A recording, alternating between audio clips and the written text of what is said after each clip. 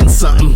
Everybody got a story to tell, so tell Steve J and Adam A. You tell 60 seconds. They said drop them an intro. Okay, maybe a little more than they asked for, but okay. Streets is talking through the whole show. It's okay. Talk your talk and let it all flow. Topics of discussion all depending on the mood of the person in the interview. As long as you keep it true, don't be lying for some views, cause we might just know you in real life and beyond. Lights, camera, it's on. News, life, and beyond. Real life, real people, real discussions. Different people saying something. What do you think would make that distinction between those two routes? You know, that like you took yourself to decide that, you know, I'm not gonna do it full-fledged enough where it's gonna fuck my life up, or you know, one way or the other. I just need a taste. Yeah, and that's what I think I do. I do it moderately enough to where you know it kills the craving of it. Yeah. You know what I mean? But it's not overindulging. Right. I don't know.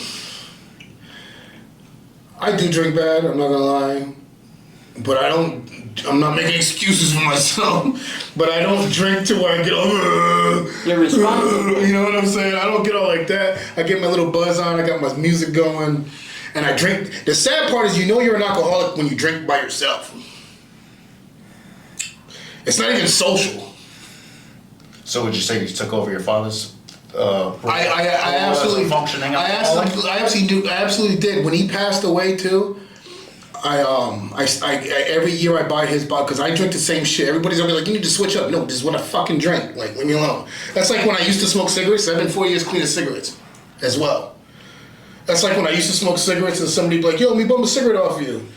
And I'll go to hand them one, and they'll be like, what the fuck are these? Oh, you just fucking asked me for a cigarette. You're gonna get mad at what kind I gave you. You know what I'm saying? That's how I feel with my alcohol. I get Bacardi Gold, and I still buy oldies 40s. I don't give a fuck how old school that sounds. They're 42 ounces now in the plastic 40. Plastic 40. I buy a 40. They don't taste the same. They don't. But I buy oldie, and I buy me a pint of fucking Bacardi Gold, and I only use the 40 to chase. I go boom, make my beats, boom, make my beats, hit my vape pen here and there. But I did one thing I am proud about that I never thought I would get off of the cigarettes. You saw how bad I smoked when I stayed with you. Yeah. Always, I had to have a cigarette every 2 minutes, bro. And that's another thing that my daughter woke me up from. It got to the point where I would give her a kiss or a hug, and she'd be like, ew, you stink. And I would walk away feeling embarrassed. Oh, I bet, yeah. I would walk away like, my daughter thinks I fucking stink. Yeah. All the time. Then it turned into I'm buying medical gloves now. Only wearing the same jacket every time I smoke. Take it off. It's too much of a hassle. You know what I'm saying? Then one day I just said, fuck it. I mean, I vape, that's still smoking. But I don't stink like cigarettes. I don't fucking, you know what I'm saying? And I don't smoke this as much as I would a cigarette. Yo, I wear a clean outfit, get into my girl's car and get out, and I smell like an ashtray because she smoke in her car. I hate that now, but I didn't realize that's what I smelled like. Yeah. That's because you smoke and you're used to smelling. The first time I smelled myself like that is trying to put my clothes back on after getting out of jail. After sitting in the AP room. Got my clothes back, but I said, damn, this shirt stinks. Yeah, like a cigarette. Yeah, straight ashtray. Yeah, that shit sucks. Mm-hmm. So, back to the music. You know, this Back in the Bag series. That's how many artists on that? There's a lot. That's actually all that is Wanye visuals. I just got involved for the mixtape part. These are all his video series. Do the producing? No, he just does videos for them. Yeah. So you're doing all the music part of it. The mixtape music. Yeah. And but that So he put all that together and signed you on? No, well, me and him been doing music for over 25 years together. Mm-hmm. He just don't do music anymore. He did like my son and went to videos. Yeah. So me and his relationship's always partner on whatever we do. Yeah, so how did it all come back together? Like, was it his idea to do the mixtape series and then you joined? No, I offered it to him because I was watching all his videos going, and I was finding certain artists that I was like, that stood out to me. Yeah. And I noticed for once out here, finally everybody was getting together. I'm seeing people that are good. Yeah. Like for once. Like back in the day, you'd have one or two nice niggas. Right. Then I started watching that back in the bag shit, and I started going, whoa, where are these motherfuckers coming from? Where you all been hiding? Like, they're good. Yeah. And I was like, so I pitched it to him, hey, you should let me do a mixtape to all your artists on that shit. Mm-hmm. You know what I'm saying? Then he was like, yeah, that'll be dope, blah, blah, blah. So I did that mixtape in probably about a week's time.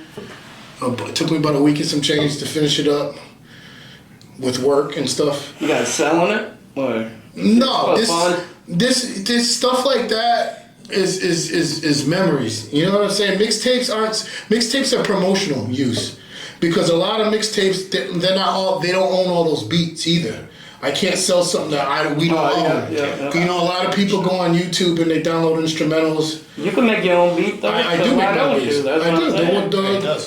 That's what I'm saying. Why don't you just make a real mix? You know, not a real mix. I have some of those too. There's a lot of mixtapes you haven't heard. It's funny when I saw that, you know, you guys were doing that mixtape back in the bag thing or whatever.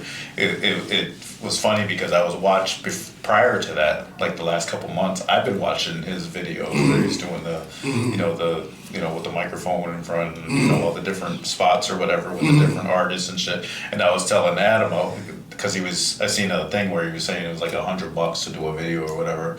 And after, I don't know if you heard Jahu's intro for that he made for us, Jake's son. Yeah. You know, he's good. And then BU made us that intro, and I was telling him, I was like, you know, after we get like a bunch of people to do it, it'd be dope if we could do like a, you know, get all those artists together and do a mixtape type of thing. And then you guys started doing that. I was like, wow, look at that. But you still, everywhere I go, I always do that. I always say, let's do it. Like, I love mixtapes. It's hard to get people together. It's hard. Yeah. No, it's not. No. That's the thing. That's what I'm saying. Like, I'm sitting on 1 million mixtapes at my house right now. I can pull hard drives out right now and just all mixtapes. I do mixtapes like all the time with artists and stuff. Yeah. Like I have them. Just Fox alone got 4 mixtapes, just me, and each mixtape got 33 tracks of just him. Yeah. You know what I'm saying? We got Real Street Blues. We got we had a whole movement we did in the early 2000s called Who You With. Yeah, Adam was trying to get him on the show. Mm-hmm.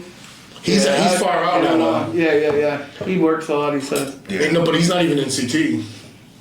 Where's that? He's like out of state. He's far. Yeah, there's a couple of people. His son is nice. His son right now. Yeah. His son right now nice, and he's been watching us since he was in diapers. Little kid. That kid, he used to sit on my lap when I made beats. Like he was that young, staring at everything me and his father did, and wanted to do that from day one. Who's your favorite person to work with? My favorite person to work with? Yeah. I'm gonna be bringing him out soon. Jeff Jones. Jeff Jones, he's a tribal cat. Real good friend of mine. He's my daughter's godfather too. He's very. You guys ain't hearing nothing from him yet because we're finishing a project right now. He's one of them ones like, he's very his own worst critic, and he doesn't want it out until it's done. He doesn't want no samples out. But I tell you, this dude, when I say very spiritual in music, like. He's like, this is how I would compare his energy. He's like Drake / Common / Kendrick / J. Cole. Wow. But very, like his lyrics are deep. He's like the style, not the style of him. He's got his own, because he used to do poetry. And one day I was just like, bro, you should take your poetries and make them shits raps. And he started doing that shit, and to beats, they just be something. What do you think the difference is between poetry and rap? I think it's the same. It is, but some poetry don't have to rhyme either. Yeah. And it's hard to not rhyme on a beat. But not all rhymes rhyme either. Mm-hmm. Well, look, Eminem made banana and orange rhyme together. Yeah. And he said it on the song. Yeah, that's what I'm saying. He even said it on the song that I can make banana and orange rhyme. You know what I'm saying? You know what it is? That's where the talent comes in. You know? It's deliverance. Yeah. Nowadays, it's the cadence. Your cadence, your flow, and your deliverance. Like, for example, when I was in jail, this dude came up to me. Me and this dude were rapping in the bubble. And the dude I was rapping with had mad intellectual bars. right? And I'm just like a ABC rapper compared to him. That's why I was judging myself. But we weren't battling. We were just digging in our heads. We're in jail. We were saying stuff we already had written in our heads. You know what I'm saying? Just sharing. He said, I remember when I wrote this. You want to check it? You know, blah, blah, blah. Then I would say mine back. But then people started getting around like we were battling. But we were just going through archives in our head, spitting back and forth. It was some dude named Rome. And right after we were done spitting, this Puerto Rican dude comes up to me and he was like, yo, Papa, you watch TV? I thought he was going to ask me for something like, let me use your TV and all that shit. I was like, I don't have one. Nobody would send me $250. So he's like, yo, Papa, you watch TV? You read books? You read magazines? You know, da-da-da. And at the time, I'm even to this day, I'm not a TV watcher. If it's on for light. You know what I'm saying? And I usually have music going or doing music. And I was like, I don't really watch TV. It's nothing good I like interested in da-da-da. And he goes, yeah, but he goes, yo, that dude you were rapping with, he sound like shit. He just had good words. He said, you got a dope style. He was like, he told me my cadence was good, my delivery was good, but I had no wordplay. So check it out. We got a lot in store for you. So turn dials and hone on the show with the style. You can be our guest, we can check on your file. News, life, and beyond podcast, putting you in dirt, other shows gone fast. We rock from the winter all the way to June, and pick it back up on the clock till noon. Blessing your mind with the 45th rhyme that I wrote. Rap's got you in the chokehold.